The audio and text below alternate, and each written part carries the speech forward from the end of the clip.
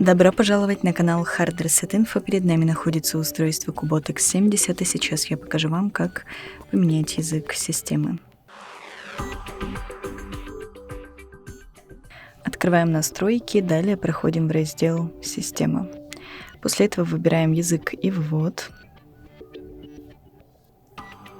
Здесь выбираем языки и нажимаем «Добавить язык». Далее выбираем нужный нам язык.